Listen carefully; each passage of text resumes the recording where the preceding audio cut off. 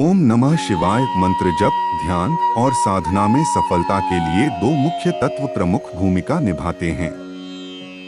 पहला, आप कितनी गहराई और समर्पण के साथ उस कार्य को कर रहे हैं, आपका मनोबल कैसा है। दूसरा, आप किस समय पर उस साधना को कर रहे हैं। इन दोनों ही तत्वों का ध्यान साधना और मंत्र जाप में विशेष महत्व होता है। इसलिए ब्रह्मा मुहूर्त को इस प्रकार के कार्यों के लिए सबसे उत्तम और विशेष समय माना जाता है। ब्रह्मा मुहूर्त को उस समय के रूप में जाना जाता है जब साधना, ध्यान और मंत्र जाप अत्यधिक प्रभावशाली होते हैं। जिस प्रकार ब्रह्मास्त्र को अचूक प्रभाव वाला अस्त्र माना गया है, उसी प्रकार साधना में सफलता के लिए ब्रह्मा मुहूर्त को सर्वोत्तम माना गया है। यह माना जाता है कि इस समय किया गया ध्यान और जप 100% प्रभावी होता है। ब्रह्मा मुहूर्त रात्रि का चौथा पहर होता है, जो सूर्योदय से लगभग 1.5 घंटे पहले का समय होता है।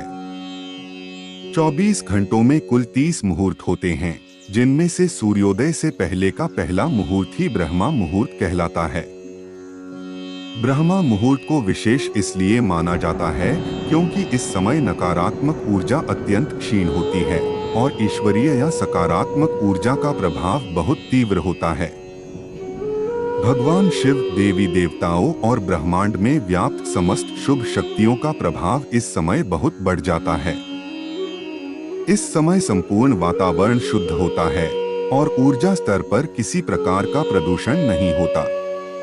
एक अन्य कारण यह भी है कि अधिकतर लोग इस समय सोए होते हैं।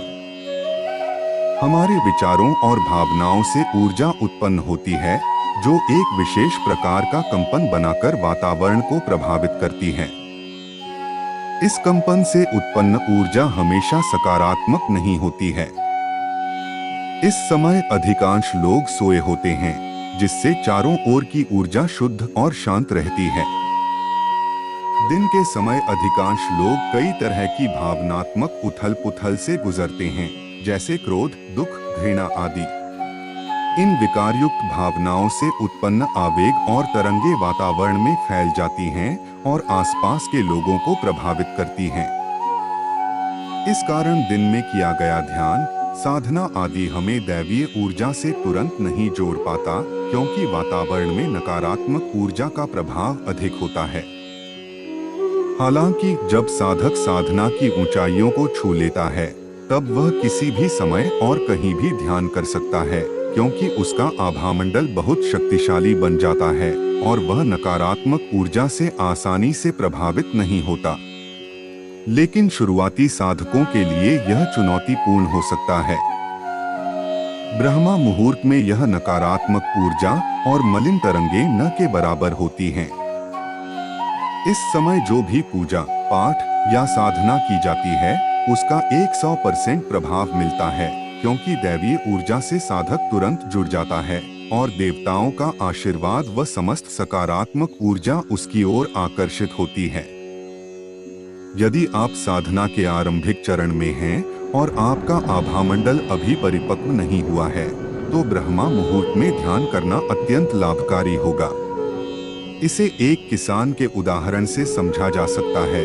जैसे एक किसान सही समय पर बीज बोता है ताकि अच्छी फसल प्राप्त कर सके।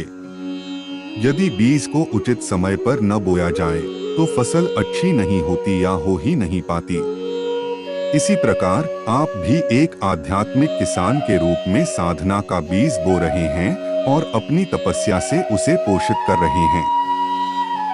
उचित समय पर साधना करने से ही आपको इसका पूरा लाभ मिलेगा। ब्रह्मा मुहूर्त की एक और विशेषता यह है कि भौतिक स्तर पर भी यह समय शांत होता है। पिछले संदर्भ में हमने ऊर्जा स्तर पर उन कारकों की चर्चा की थी जो हमारे ध्यान और साधना को प्रभावित कर सकते हैं, और यह शांति भी उस सकारात्मक प्रभाव को बढ़ाती है। अब यहाँ भौतिक संसार की बात करें तो ब्रह्मा मुहूर्त में अधिकतर लोग सोए होते हैं, जिससे कोई आपको परेशान करने वाला नहीं होता। इस समय शांति होती है, कोई हलचल या शोर नहीं, न कोई पड़ोसी मिलने आता है और न कोई मेहमान। आप निश्चिंत होकर अपनी साधना में ध्यान लगा सकते हैं। इस समय आपको अपने कार्यस्थल पर जाने की जल्दी नहीं होती और आप आसानी से अपने मोबाइल को बंद करके शांति में ध्यान केंद्रित कर सकते हैं, जिससे आप सीधे ईश्वरीय ऊर्जा से जुड़ सकते हैं।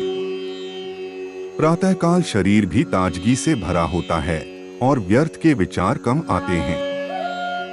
कई लोग जब पूजा में बैठते हैं तो अनचाहे विचार उन्हें भटकाने लगते हैं, परंतु इस समय आपका मन दिन के अन्य समयों की अपेक्षा शांत होता है और ध्यान की गहराई को आसानी से पा सकता है। ध्यान दें कि पूजा, जप, साधना सभी तभी प्रभावी होते हैं जब मन केंद्रित और शांत हो। ध्यान की स्थिति में जाने के लिए कई विधियां हैं और साधना, मंत्र जाप करते हुए भी साधक धीरे धीरे ध्यान की अवस्था में पहुंच जाता है। यही नियम अन्य कार्यों में भी लागू होता है। चाहे आप किसी भी क्षेत्र में हो, सफलता के लिए 2 चीजों का ध्यान रखना जरूरी है। पहला, कार्य में दृढ़ता, विश्वास और संकल्प, और दूसरा, कार्य का सही समय। अतः पूरे विश्वास और उचित समय के साथ अपने आध्यात्मिक प्रयासों को करें तो सकारात्मक परिणाम निश्चित रूप से मिलेंगे।